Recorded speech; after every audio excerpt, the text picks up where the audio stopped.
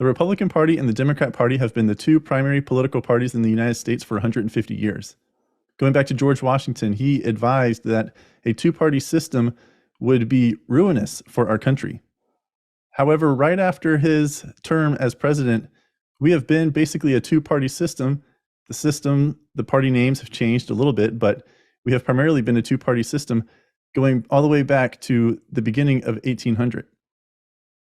So what would happen if things changed?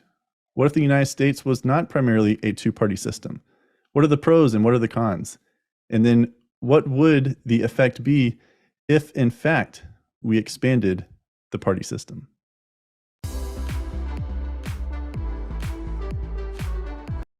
Welcome to another episode of Counterthought. Today's episode features an interview with David Pollack. And before I bring David on, I want to first talk about a couple things regarding this two-party political system. So the Republican Party and the Democrat Party have existed for, as they are today, for about 150 years or so. And prior to that, going back to George Washington, it has evolved over time to end up where we are today. Some of the dangers of the two-party political system that we were warned about were that, the two parties, it would be more of an expansion to welcome more people into their tent instead of staying to their core beliefs and trying to attract and invite other people in. Instead of being an invitation, it would be an expansion. And with the expansion, you would lose the steadfastly to the principles of your party. And then also along with that, there would be this jockeying of power, which we witness every election cycle.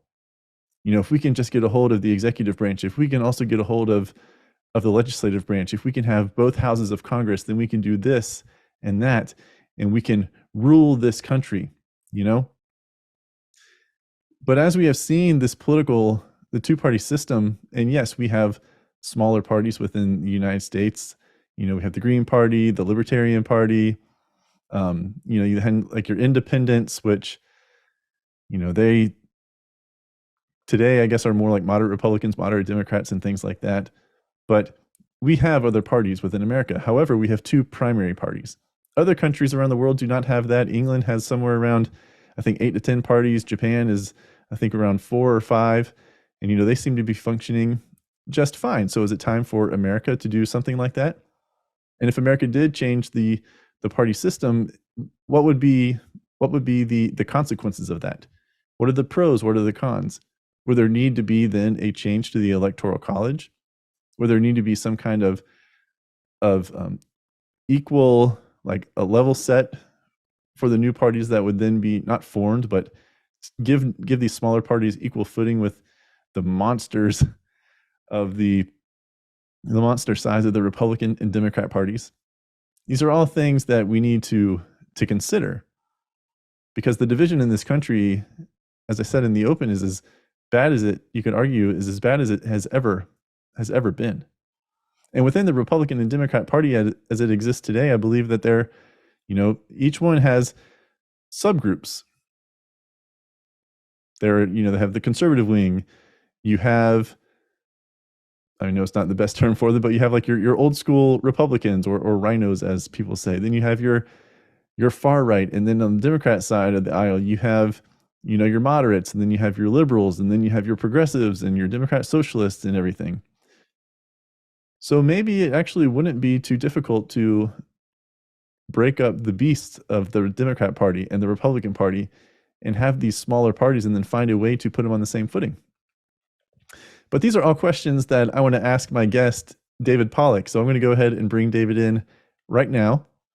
All right, I'm pleased to be joined now by David Pollack. He is a lawyer, a political consultant, and contributor to The Buff Show. David, how are you doing? I'm doing great. Thanks for having me on your show. I'm excited. Yeah, me too. I'm really looking forward to this. This topic is outside of the trending news, of the week and everything. So really excited just to have a deeper discussion about the two-party political system here that exists in America. Granted, there are more than two parties, right? But it's the two primary that go and get all the funding and everything else and the recognition for, federal elections and what have you. But I guess just first to start, What is your view of the two-party system? If we can just go ahead and kind of level set with the audience. No, we're just going to jump right into it. Yeah, let's get into that. But real quick, I want to say it's a privilege to be on your show and being asked questions from you on your end now, because I remember you came on my show when I was filling in for Buff, and you're so good at what you do. You listen and then you ask questions. And I remember you asked me a question, and it was led to a great conversation. Like, here you are asking me questions on my show. So now I'm on your show, and you're asking me questions, and I don't think I won't ask you any questions, but it's really fun to be on. I remember I couldn't turn off the host switch, right? For my appearance on that brief appearance on the radio.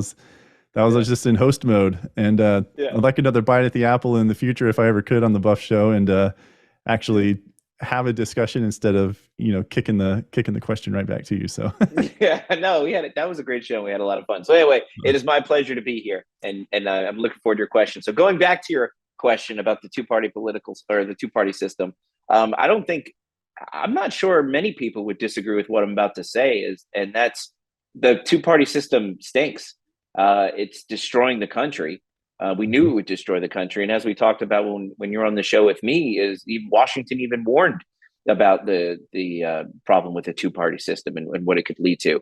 And it's almost been with us since our inception. We've always had disagreements from the very beginning. We've seen how ugly politics can be, and it's not just recently. I mean, people tend to look at where we are now and be like, man, the end is coming. Civil war is coming. This is awful. The rhetoric is awful. The politics are disgusting. I thought the same thing about 2 years ago. It was in the peak of COVID. And I was bored. And I'm sitting there like, it was right around the 2020 election. I mean, it felt like the world was falling apart. And I'm sitting here like, man, are we really going to another civil war? So I started doing something novel. And as I looked up history, and I said, well, let me go to our country's history. And I started listening to a podcast, and I mentioned it on the Buff Show. It was called History That Doesn't Suck. And so I started listening from basically just before the Revolutionary War onward, learning about, the founding fathers and how we ended up forming as a country, the wars and all the stories that went along from, 1776 before actually, and then to where we are now. And what you'll find is that American history is full of a lot of this political rhetoric, all this fighting, and a lot of horrible things. I mean, there was some people like John Adams and Hamilton and Jefferson, and some of these people hated each other. And the things they said about each other and the things they did. And we had fake news back then, too. We had newspapers that were literally created to write false things about political opponents. So none of this is new. Fake news isn't new. It's just the way we have fake news now. I mean, it's much more sophisticated fake news. Back then, they just wrote it down in a newspaper and published it. But so it's always been like this. We've always had this sort of, I disagree with you. How many people can I get behind me to win my argument? And that's really our political parties right now. And that's what we're seeing. It's like, we have a group of people in one party they want to run the country one way. We have a group of people in another political party. They want to run the country another way. And it's how many people can I get standing behind me so we can run our country our way? And it's the 49 to 51%. We've seen it now, election after election after election. And if we keep living in a world where the 51 is always governing the 49, and the 49 feels like they don't have a voice, we are going to go to a place where in modern times, it's a little bit different than it was in historic times, where everything is so instant. You can go on social media and you can arrange a protest. You can go on social media and find somebody's address. You can inspire people to go protest outside of a Supreme Court justice's house. We live in different times with the transfer of information is so rapid, and we're global. You can hop on an airplane and engage in political discourse in another country now. So the consequences of our inability to get along with one another in a political system are definitely more significant now, though, I think. So I think the two-party system is not good for our country. I don't like it. But then again, what other options do we have? Because we've seen attempts to do a third party. We've had the Green Party come and go. We have libertarians come and go. Nobody's ever been able to get more than 4%. And inevitably, independent was Perot in the late 90s, right? Or was it 92? I forget which one. He sunk Bush, right? HW. Well, yes. And they always, isn't it funny though, when one of these big parties lose, they always blame somebody else. And like, I think it was Bush v. Gore. Who did they blame for Bush v. Gore?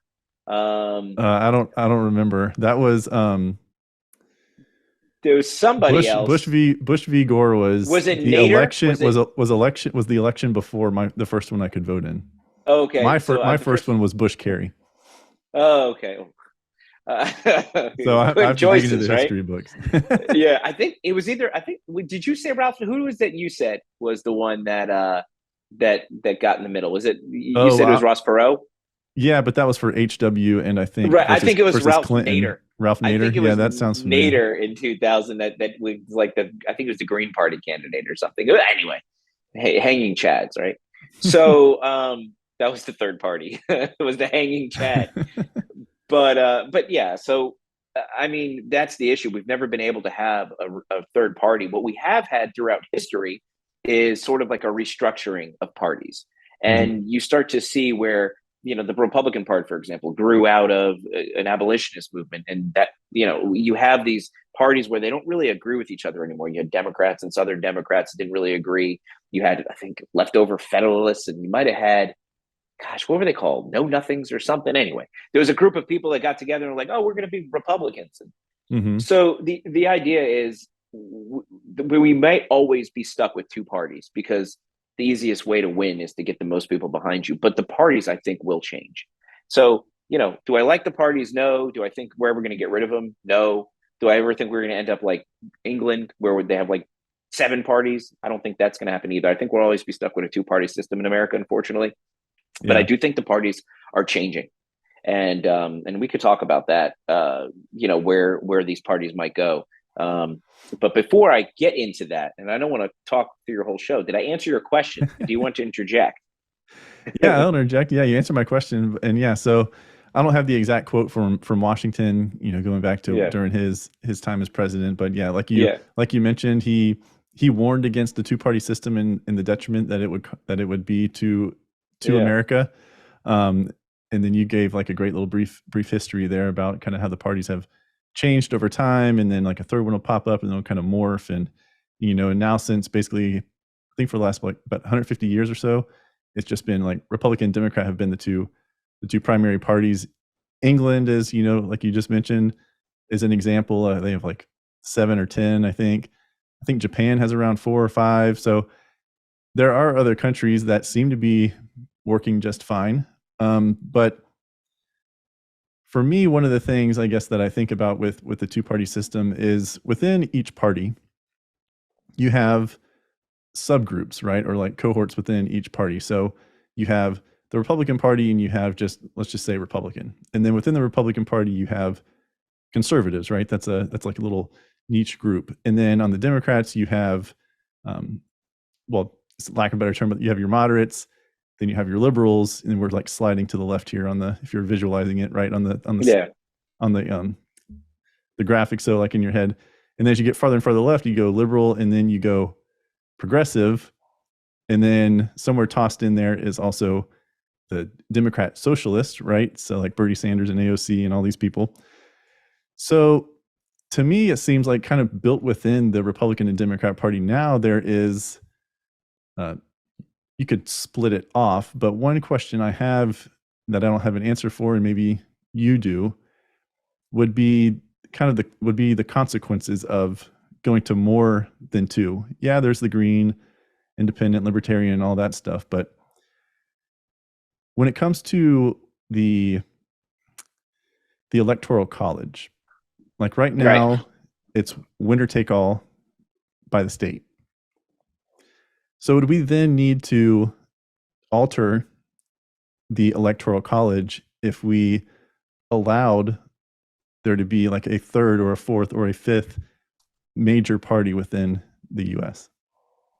Well, okay, there's a lot to discuss. And first of all, you were very nice. Yeah, you were very nice to make a distinction between moderates and liberal, progressive, and democratic socialist. I'm not sure a lot of people see that much, at least the way they vote and the way they've represent their constituents. You don't see much daylight between. I try to talk with I know there's nuance to a lot of things, and one of the things when you're trying to have discussions with people, especially if you're trying to change someone's mind or understand them, is if you're just going to throw everyone into one bag and call them just like a sweeping and generalize everything or whatever, you're going to lose them, right? They're going to just like put their wall up from the get-go. So yeah, trying to be a little more, I guess, Yeah. specific. So No, you're right. The interesting thing is, and I'm not going to get on this tangent for too long, but the interesting thing is, I think in the Republican Party, you do have a lot more fracture. You have, and I've mentioned this before on the Buff Show, and I think we might have discussed it in the studio.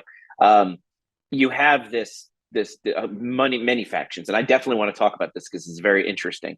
But you have these new type of conservatives, these Trump conservatives, America First conservatives. You have kind of traditional Republicans, the Mitch McConnell type, country club type Republicans. You also have, there's your populists, I think, tossed in there somewhere. well, I think that word is, I think, made up by the media, and that was the gateway drug for white nationalists. They're like, let's call them populists first, and then let's call them nationalists, and then let's call them white nationalists and make them all racist.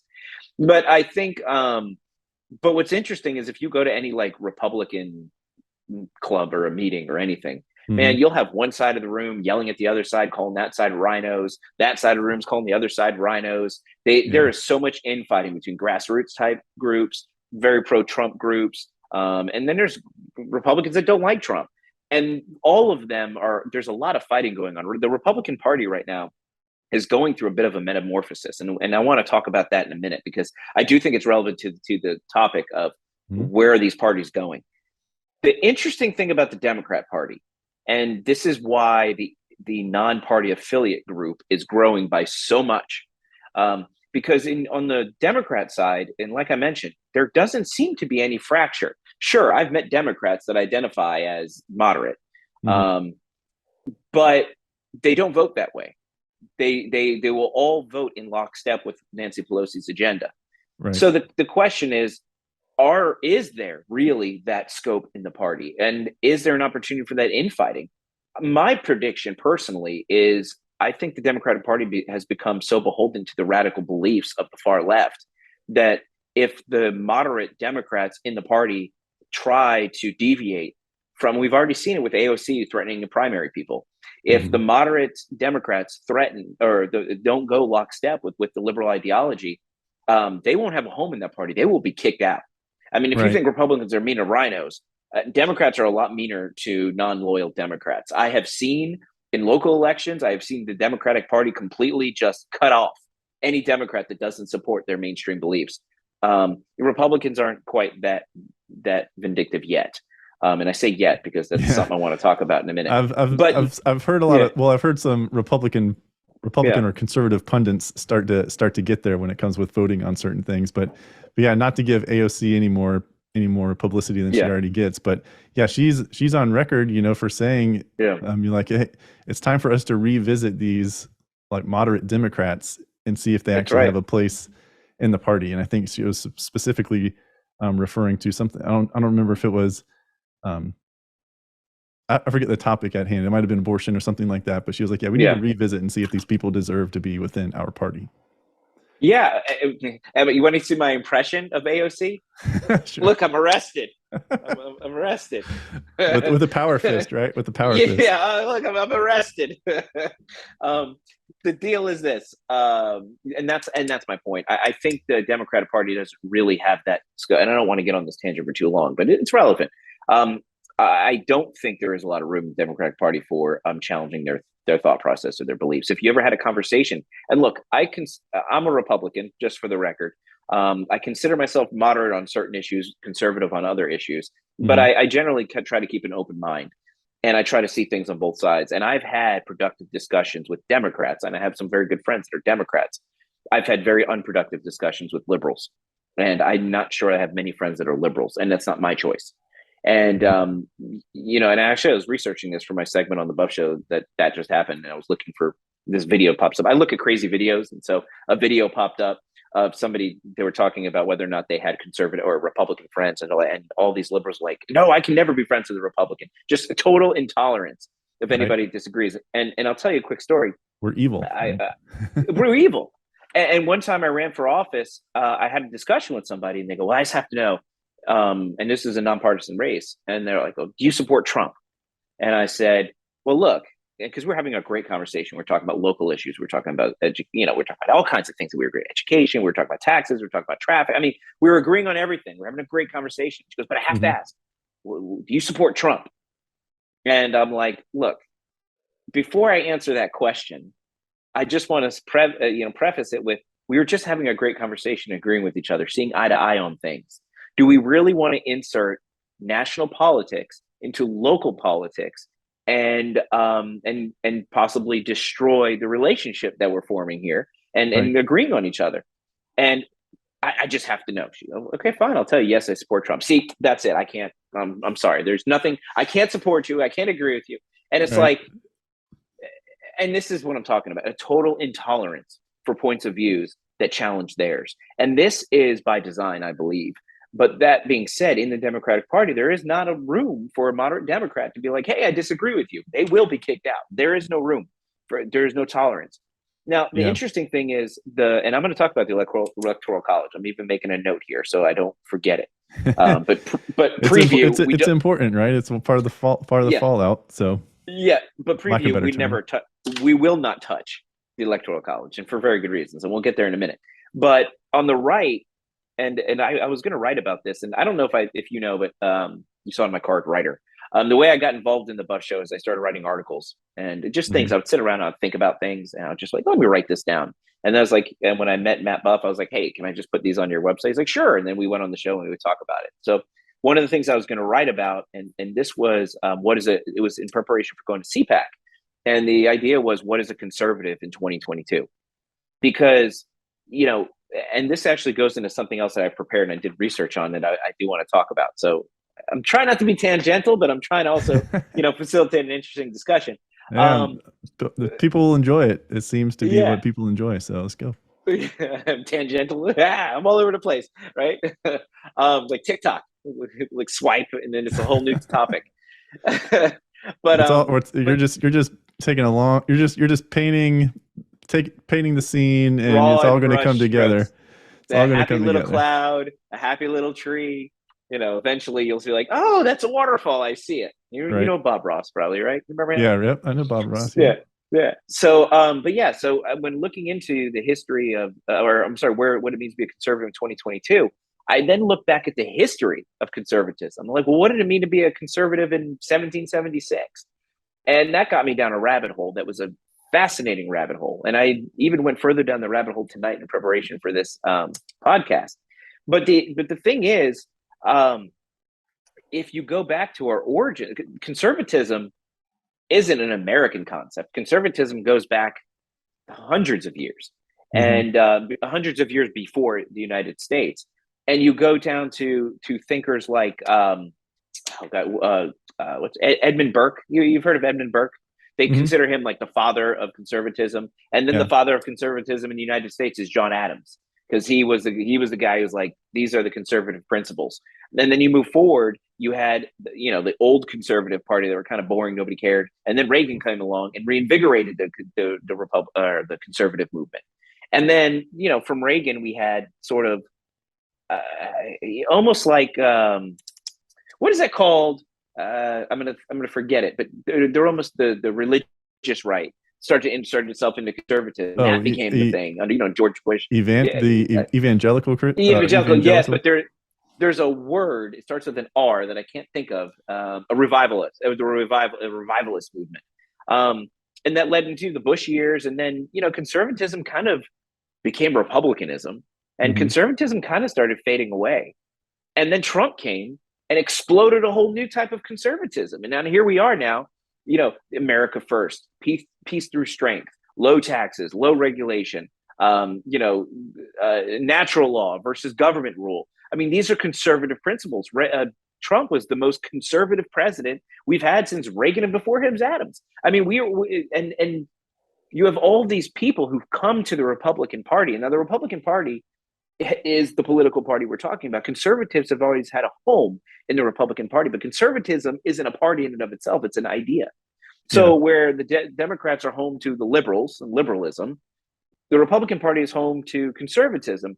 But the interesting part is where liberalism is hijacking the Democrat Party, conservatism isn't necessarily taking over the Republican Party. We still have factions. And the conservative faction was definitely co-opted by Donald Trump's messaging. And that conservatism brought more people to our party than we've had in years.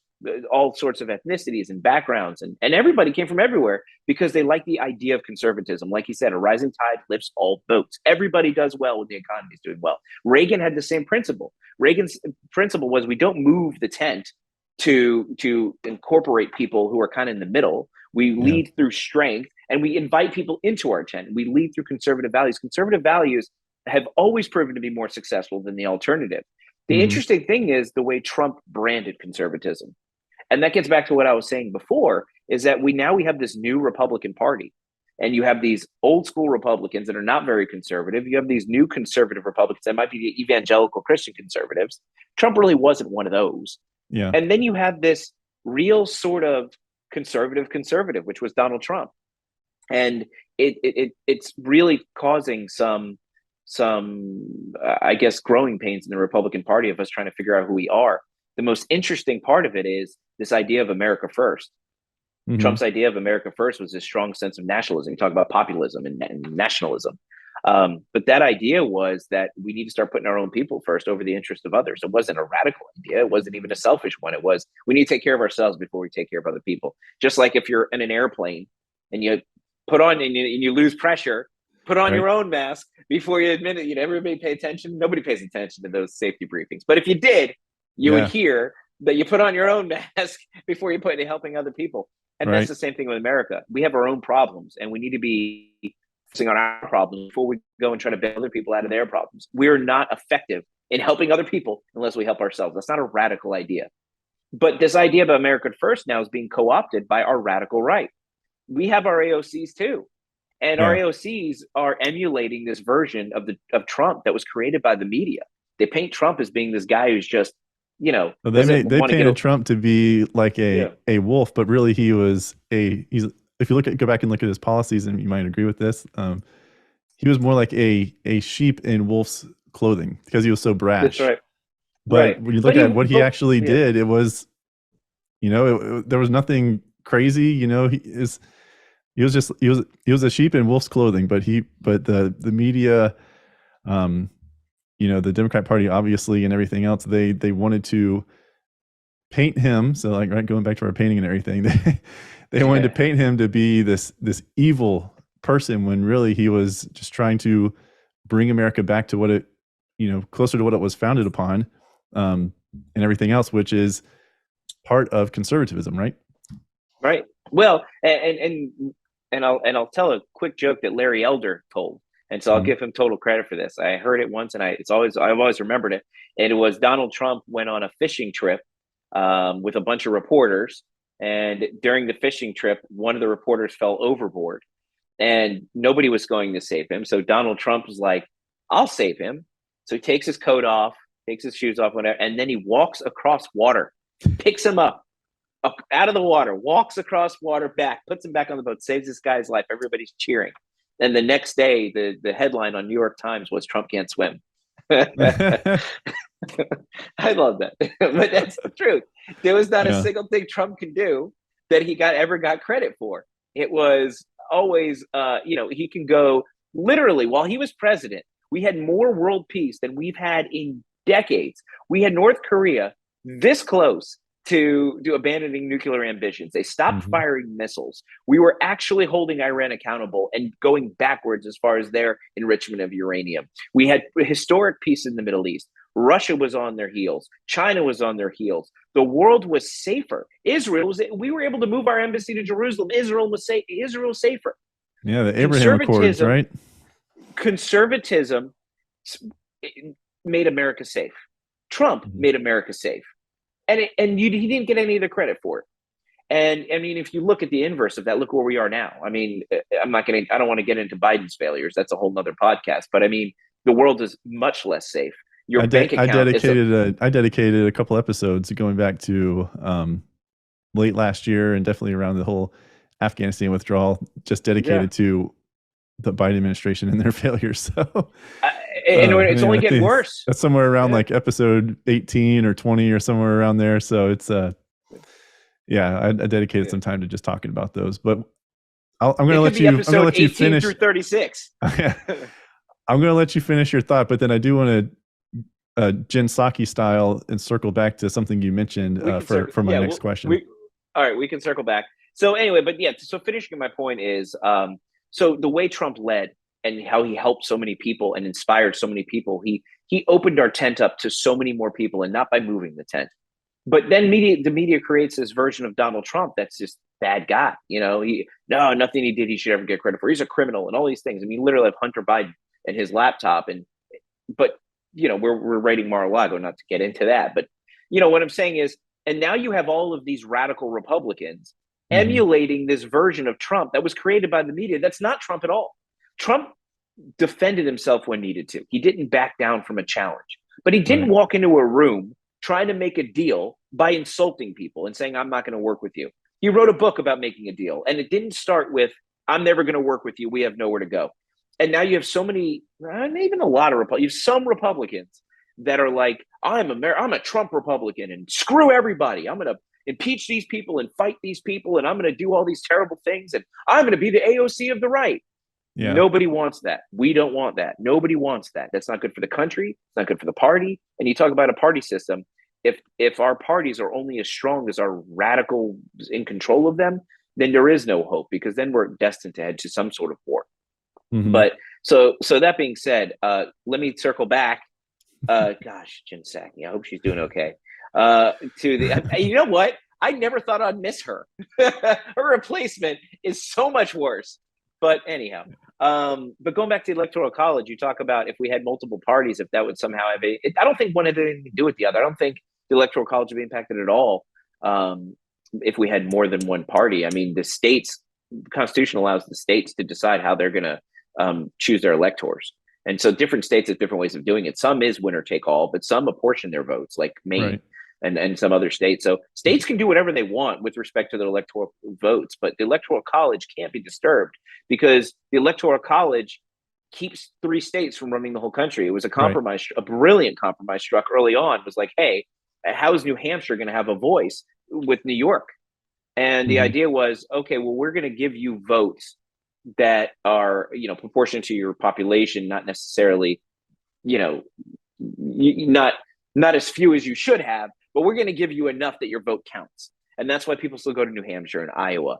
If it wasn't for the Electoral College, they would fly from New York to California to Texas to Florida, and then maybe 1 or 2 other states.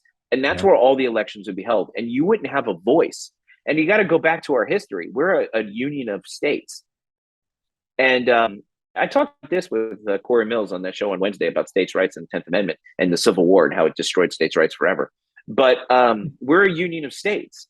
And we had to agree to join together in this union. And the only way we were going to do that is we didn't want to take away the power and the sovereignty of our individual states. And the Electoral College is a key element of that. It's saying, hey, we'll join this union, but our vote still has to matter.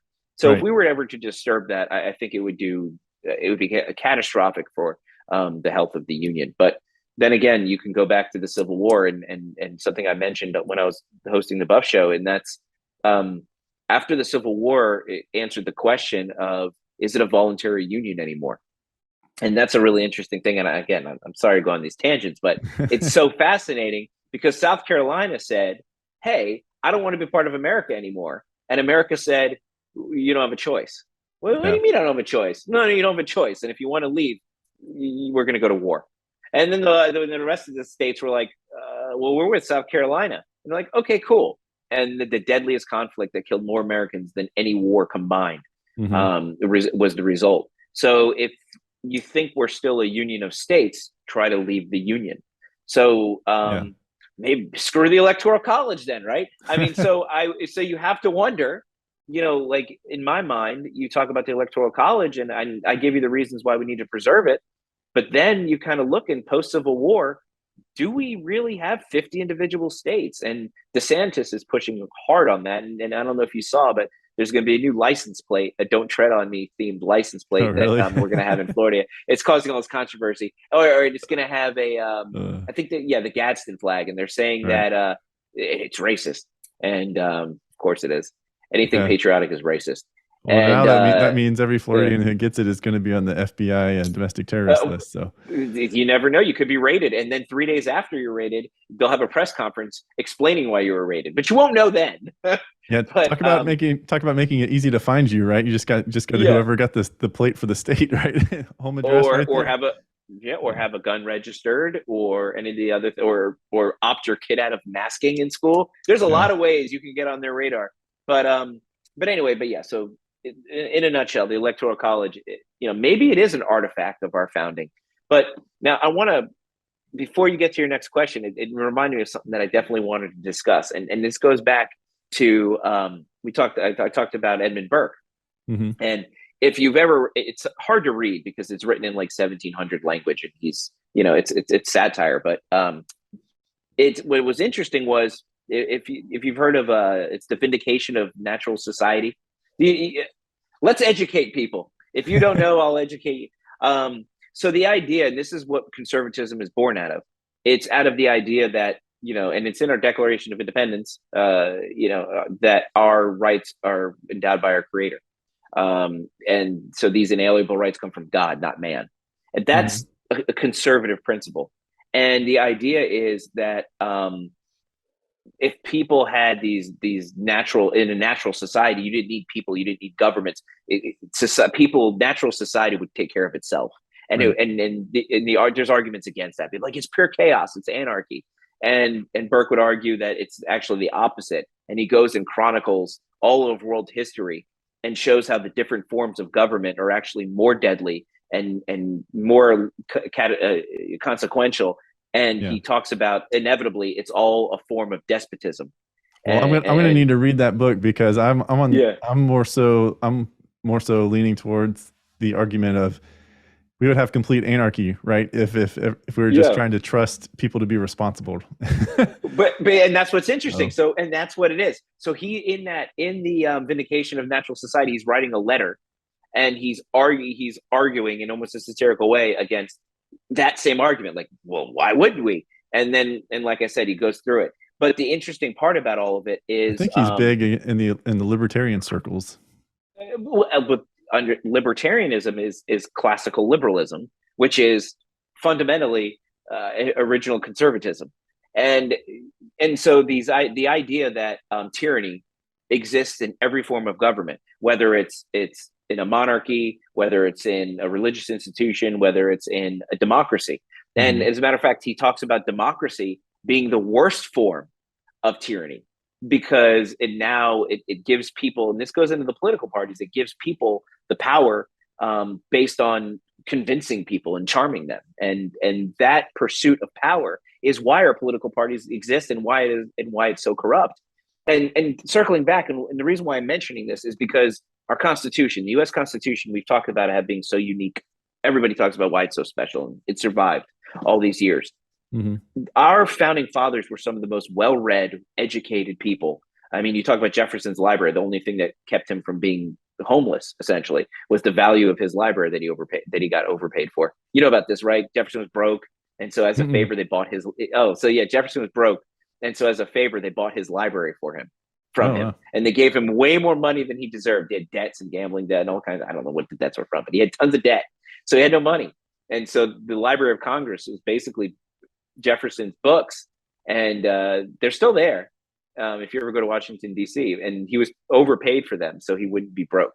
But anyhow, all these people, they read a lot. They understood things. They read things like Burke and Hobbes, and you had all these people who wrote. Thomas Paine, everybody remembers Common Sense, and you have all these people who thought a lot. The Federalist Papers are a great example of people who just thought about things, and because they didn't have TikTok, so they weren't just scrolling past pictures of whatever. They had to actually think by a candlelight because everybody was sleeping. So they thought. Once the lights were turned off, either go to sleep or sit there and think. Right. So they thought a lot, and they also read a lot of classical texts, and they learned from other societies and other governments. And when they wrote when the Constitution was put together, it was a document to protect the people from the government. It wasn't to give the government rights. It was to protect the people from the government, because, again, of people like Burke, who pointed out, conservatives who pointed out that, hey, democracy can be tyranny as well. knowing this, our founding fathers were like, well, let's write a document that protects us from the government that we're creating because of the risk that the government poses. And that's what's so significant about our Constitution. And if you look at it even today, it survived all these years. It still protects us from government. It protects us from what the liberals want to do to our country. So, but yeah, getting back to, I guess the point of all of this is, if you look at the things like Electoral College and all these things that were put into our original Constitution, it was to protect us from becoming a tyrannical society overrun by government, and that's to protect us from the political parties as well. I mean, you talk about, with Washington claim about the unjust dominion that people would rise to if they formed these political parties, and they would usurp the reins of government that brought them to the unjust dominion. And that's what you see in these political parties. They use whatever they have to do. And we talked about the AOC, and then the Republican version of AOC is doing whatever they have to do to gain to that level of power, because once you have that power, you can rule a country. And but anyway, so what was your question? Well, now that I get to play host again, yeah. So I guess I have two follow-ups, or two questions next in our conversation. One of which is, when I was doing some reading in preparation for this episode, I did come across the argument against a con to keeping the two party system, or the two major parties as we have today, is that, and you mentioned it when you brought up Reagan, and how Reagan was inviting people into the tent and not expanding the tent. And I do remember going back to the 2020 election, and I think it was like it was the build up to the RNC, the convention and everything else, and all the talk, it seems like, from the Republican pundits on the right were like, we need to grow the tent, like it's ripe for the picking. We can pick off these Democrats and everything else, like the more moderate Democrats, and we need to broaden the tent, and so on and so forth. But then in preparation for this episode, I was, the argument against the two parties is that you, instead of inviting people into the tent, and you were just talking about it, you get people who are hungry for power, and what they'll do is they will expand their tent, and then that is compromising the principles of the original principles of the party, or like a subgroup of the party. So let's say we were to evolve from this primarily two-party system, and keep all the other smaller parties that exist today, the Independents, Libertarians, Green Party. There's another one out there, I can't remember the name. But let's say we keep those, and then we add others, like maybe conservative. There's a conservative party, right? There's a liberal party. There's a progressive party, and so on and so forth.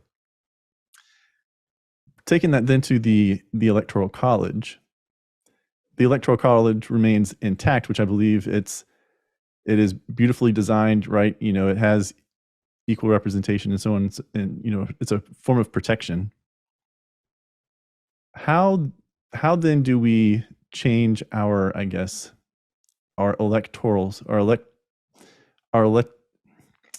not electoral, that's not the right term, but I guess our election system, so that these smaller parties are then on the same playing field, like a level playing field, as what we have now, which is the multi-billion-dollar and multi-Republican and Democrat party. How do we put everyone, I guess, on equal footing, if that's even the right next step?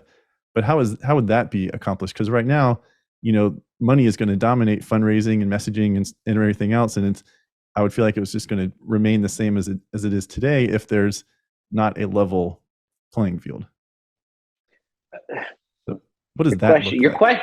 Your questions are so good. There's a lot to talk about in your questions, but so I don't think, again, states have the rights to run their elections in any way they see fit. If they want to make it easier for third parties to get on somewhat equal footing. I mean, who knows? If you have a minor party that's not one of the major parties, maybe you make ballot qualification easier. There's things you can do. I mean, instead of having to pay $10,000 to be on the ballot, maybe if you're from a minor party, you only have to get a lesser number of petitions. I don't know. I mean, you have to survive, challenges in the courts about fairness and things like that. But, states have to look at ways to, if you want to take that approach of how do we encourage people to get power from other parties. I'm sure there's some creative ways states can get involved in doing that, but I don't think we've tried campaign finance reforms, we've tried ways to be like, oh, let's make it an equal playing field, but the misconception is money equals votes. And you saw this in the 2016 election. Hillary Clinton outraised Trump by, I don't even know how much. She raised over $1 billion. Yeah, didn't she? I think she reached up to around 2 billion, and he was like maybe 500 million or something like that. Which I think it was 800 million or something. Yeah, but the idea is money does not win elections. People think it does, and I can tell you, in the consulting world, I can do just as much as a candidate with 3 times as much money. I just find ways to do it cheaper. I mean, You got to think, if you have more money, and I can tell you this is how it works. If a candidate has a ton of money, to hire a political consulting firm, they pay twice as much for signs, they pay twice as much for mail, because there's markups built in and all that stuff. Yeah. So if you have a lot of money, you'll spend more money. If you have less money, you'll spend less money. It's the way government should actually run. But the idea is money will not necessarily determine an election, first of all. If you have the right message, and you got to look at what is a political party to begin with. What is a political party but a group of people that agree with one another on certain fundamental things on how they want to be governed, and then they get together because they all agree. If you like Starburst candies and you're really passionate about it being in the jar on the receptionist desk, and you have a group of people that want M&Ms, your best odds of getting the Starburst in the candy jar on the receptionist desk is to get people on your side. And that's how political parties work. You get enough people who believe in the same thing, and that belief and that unity can lead to power. And I think our political parties stand for too damn much, to be honest with you. And I think that is the opportunity that these alternative parties have.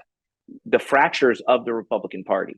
And I do want to get back to what you mentioned about moving the tent.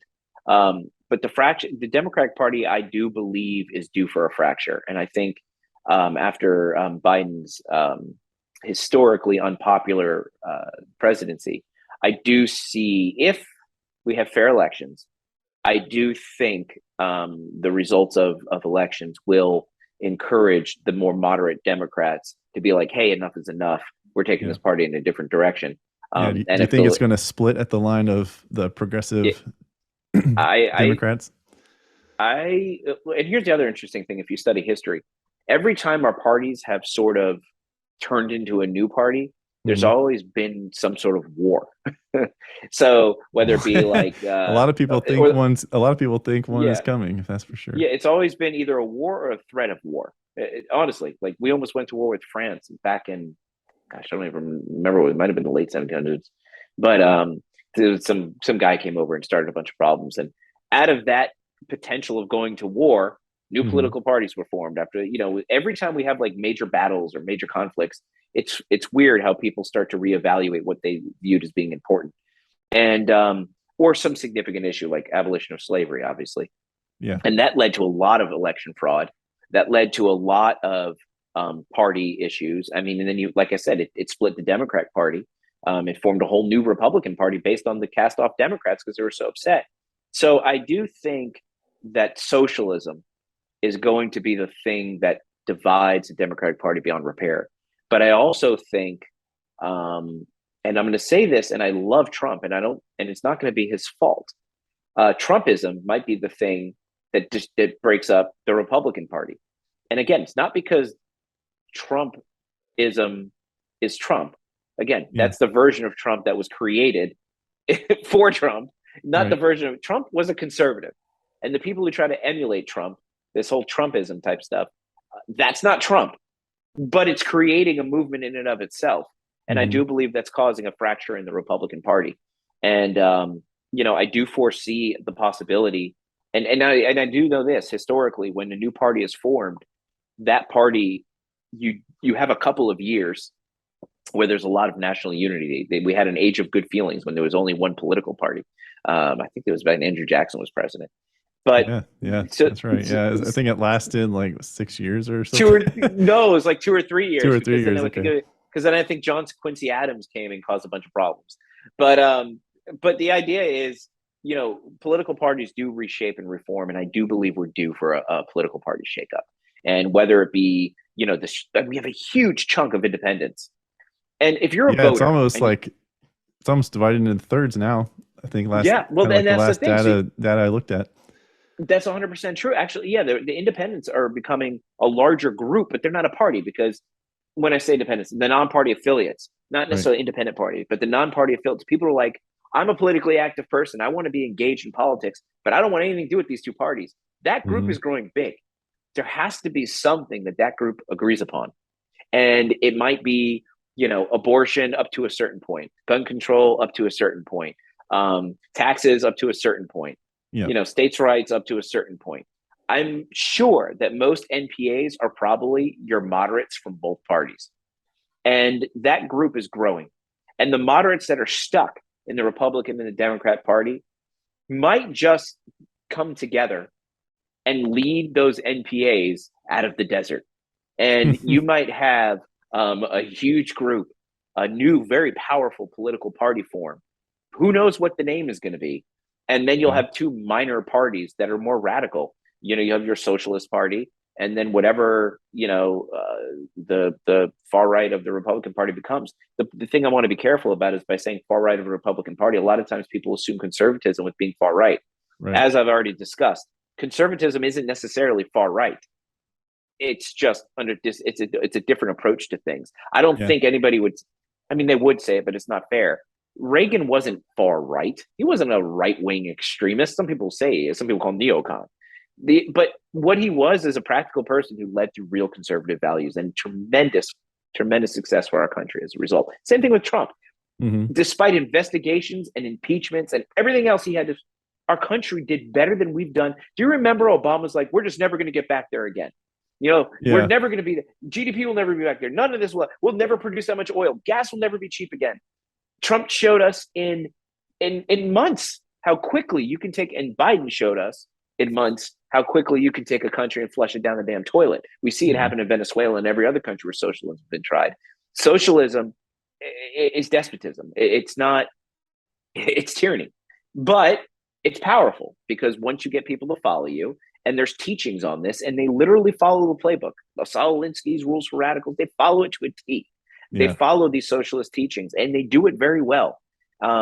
So I want to, real quick, I should point out that our American Revolution was fought by 2% of the population at the time in the United States. It doesn't take a big group of people to cause a revolution in a country, and it doesn't take a big group of people to actually win. So just because, I think we've seen numerous demonstrations that when it comes to like a small group of people having a lot of influence, instead, don't want to use the term power, but influence. Whenever you look at all these different examples where people are caving to, like maybe 5% of people in a workplace, and then all of a sudden workplace policies are changed, or corporations start sounding off about some type of political issue or something, just because they don't want to be the ones they don't want to be chastised by some small little faction of Americans and everything else. So it's like a squeaky wheel gets the grease, but to like a worse degree. But but did you think about it? Like even like like in Boston, it was really a group of terrorists in Boston. And I love our founding fathers. I'm not trashing their reputations. But it was a group of terrorists in Boston who were pissed off about certain things, whether it be seizures of their boats because they were trying to avoid taxes. There was a small group of people who caused problems, the Sons of Liberty, and they went around and wreaked havoc around Boston. And it pissed off England so much that they started punishing all of the colonies, which inevitably led to support for the Declaration of Independence, with New York abstaining. But it's incredible how just a small group of people can stir up enough problems that you can inevitably lead to a much bigger problem in the reaction of the small problem. And then that's what we got to be careful about. Even though we do have small factions of political parties, we can form this brand new third party that's much bigger. And these small little factions can still destroy the country. So that's why, that's why it's important that we don't let our partisan politics take away that which unites us all as Americans. And unfortunately, that which unites us all as Americans is a threat to one of our political parties. And so you see a concerted effort in destroying that which unites us in order to gain their ultimate goal, which is socialism. And the Hmm. Constitution, which I already said, protects us from that socialism, because socialism requires government to have more powers than our founding fathers ever wanted to give it. So, first step, destroy the founding fathers' reputation. Second Yeah. step, destroy the Constitution. Third step, take over America. And that's what we're up against. So really, it's not even a political party situation anymore. What we're talking about is an entire group of seeking the democratic power, not republic power. So I want to pick up on something you just mentioned, and I think, Yeah, and I think this is going to be one of the last, maybe this is going to be like the second to last question I ask you before yeah, we wrap it up. sure. The way our party system is now, and the power that comes from like within our legislative branch and even the executive branch, between, you know, if you have Republican majority or Democrat Party majority in one or both houses of Congress, and then especially if you have, you know, the same party represented in the White House, you have like ultimate power, right? You know, you check all three boxes. So when it comes to election time, we're coming up, you know, on midterm elections here in November of this year, and the Republican Party is like drooling, you know, like foaming at the mouth at this opportunity to get control of at least the House and potentially the Senate, even though that's a little bit tougher. What is your view, not your viewpoint, but the group in the middle? Like you're saying, you know, maybe we get this third party that is created from the moderates of the Republican and Democrats. They find something or a couple things they can agree upon, and they create their own party. Heading into election seasons, when power is on the ballot, in my opinion, what do you say to people who want to hold true to their principles and values and want to vote for a third party? Do you think that's wise in today's political, I guess, our political system, the structure of our political system and our political environment? I mean, you talk about principle, and but I want to say something real quick. Even if you win the White House, the House of Representatives, and the Senate, you still don't win the Supreme Court. And that was set up like that on purpose. That's why we have three branches of government. The Supreme Court is our arbiter of our Constitution, which Yeah, is well, why the Democrats.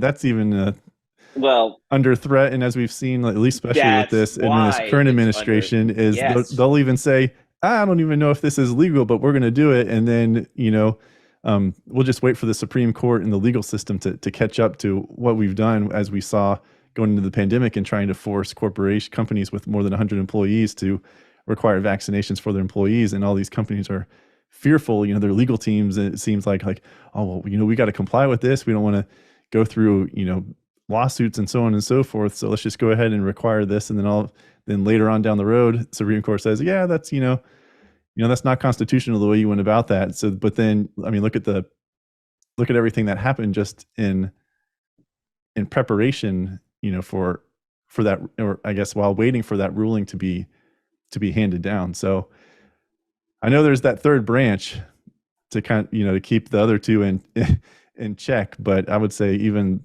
our judicial branch is being threatened, or is, well, already there, I would say. But yeah, back to the third party. Do you think it's wise to vote third party with the power that's on the table every 2 and 4 years? you know, it just depends on the voter. I think people should vote for whoever they think the best candidate is, regardless of their political party. But we know that down ballot voting is the way political parties vote. So if you're a Republican, you're most likely going to vote for Republicans, and if you're a Democrat, you're most likely going to vote for Democrats. And in primaries, you don't even have a say unless you're part of that party in the state of Florida. So when it comes to the general election, you know, there has to be a third party on the ballot. Most people don't pay attention. So when you talk about whether or not people should vote for a third party, if you're so politically engaged that you actually know who the candidates are, know what their issues are, and there's a third party candidate that represents your values, vote for them. But most people don't do the research on who the candidates are to begin with. Mm-hmm. You know, I don't think you should avoid voting for somebody just because you're worried it might give power to another party. That being said, our country faces an unprecedented threat from, in my opinion, the far left. And this might not be the time to say, I really like this person, although they're in the third party. This might be the time to say, we need to stand up with the Republicans right now and hope they don't flush the thing down the toilet like the Democrats did. Because if we don't stand up to the far left, the radical left right now, they will stack the Supreme Court. They will destroy that third branch that protects the Constitution, and that Constitution protects us from them. So where I land, and I'll let you finish here in a second. I just want to interject. Where I land is, like you were just saying, now is not the time, in my opinion, to go third party and vote based upon principles and values and things like that. Take first secure or stop, maybe not secure, but stop the progressive left, the radical left, stop, and then in the meantime, after that, tackle, and work on, growing your third party if that's where your true politics lie. But if you are against right now the radical left, stop that first, and then work on your third party and gaining more support for your political party. Anyway, continue. No, you're 100% right, and that's the thing. I mean, even the moderates on the left, if you're a Democrat and you're a moderate, you have a responsibility. Where's your integrity right now? Like the Republicans, we do have Republicans standing up to the far right of the Republican Party. There's fighting going on. Yeah. I don't see it on the Democrat side. I see a lot of Democrats that are just like, I'm done with that party, but they don't change their voters registration. But there needs to be somebody with the courage. We need leaders to stand up in the Democratic Party to say, I don't agree with the agenda of the radical left, unless they do. And if they do, then it's not a choice for you whether or not you're going to vote Democrat or Republican or vote for that third party. You're 100% right. Then you have to kick those people out of power, because certain people don't deserve power, especially the corrupt, especially the people with a political agenda that's not consistent with our country. Look, I get it. They have other ideas and they think the world would be better if we were more like the world they envision, but that's not America. And rather than fundamentally changing America for everybody else that enjoys it, go somewhere else. I'm fine with it. Go to Canada. They would love to have you there. but America is not the place. America is the last hope on the planet for having a representative republic, a constitutional republic like ours. America is the last stop. If America falls to the radical left agenda, if they're able to institute the type of policies that have proven tyrannical and oppress so many across the world, there's nowhere for anybody to go. This is still the country that people were willing to drown the Rio Grande to get to send their kids with smugglers, not knowing if they'll ever see them again, not knowing if they'll be raped as they cross the border, because the promise of America is that strong. These are people that are willing to die trying to climb on C-130s as it leaves Afghanistan. This is how powerful the promise of America is. And there are people in this country that hate that about it. And they want to see that promise change. And it's because it's a threat to their power. And it all boils down to power for them. They don't like that they have to ask the voters for permission to govern them. They don't want to have to ask. They think they know what's best for people, and they're sick of asking for permission. If they can get rid of all elections, they would. They do their best to try to make them as unreliable as possible. And not you can't. You don't need an ID to vote. You don't need an ID. Well, why do we want you to have an ID to vote? Yeah, even the proposal for the basically federalizing elections that they tried to sneak through, was it last year? Yeah, because elections are inconvenient for them, and it's a threat to their power, because they know that the majority of this country will not give them power. So what are we going to do about it? You're right. This isn't the time to be principled. This is the time to kick those people out of office. Give the Democrats an opportunity to lick their wounds and go, okay, where did we go wrong? They had that opportunity when Trump was elected, but instead of licking their wounds and reforming as a more moderate party, a party that literally got kicked out of power, they impeached the president twice. They went farther right or farther left than they've ever been before. They attacked all Republicans. They've waged war on anybody who disagrees with them. And they're just going from there. So it's up to the American voter, even the NPAs, even the independents, even the Green Party, the Libertarians, even the moderate Democrats. It is up to them to save America. And they need to vote for the people that are going to replace those who seek to destroy it. I agree. And I think that is a great place to end our conversation. I'm gonna have to have you back. Maybe once Yeah. I can't offer you any kind of money or anything like that, but I can offer I don't you need money. I can offer you a microphone. Maybe you're gonna have your own. Yeah. You're gonna have to be a regular here on the Counter Thought podcast. So It would be my pleasure. It would be my pleasure. This has been an awesome conversation. I've really enjoyed my time here. We can talk whenever you'd like.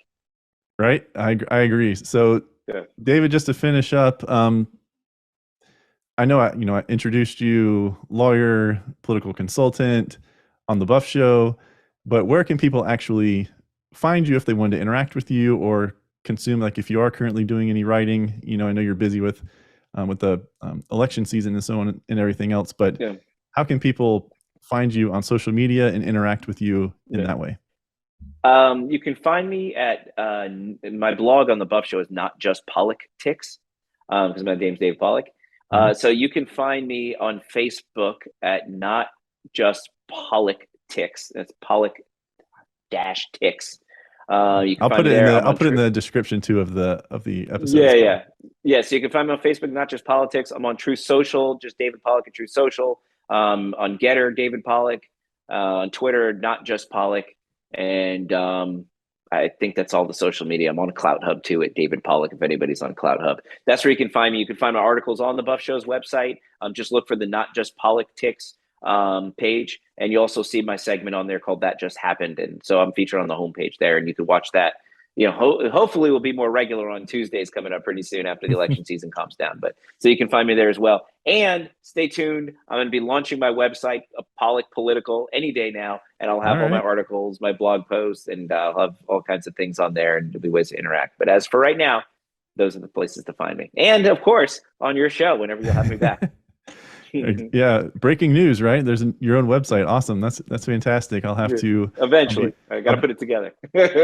You can do that in a weekend. I'm just kidding. I'll be sure to check that out and be a regular consumer because your insight is fantastic. So David, again, thank you for joining me on the Counter Thought podcast. And we will talk again soon. Yeah, I look forward to it. Thank you so much. All right, thanks.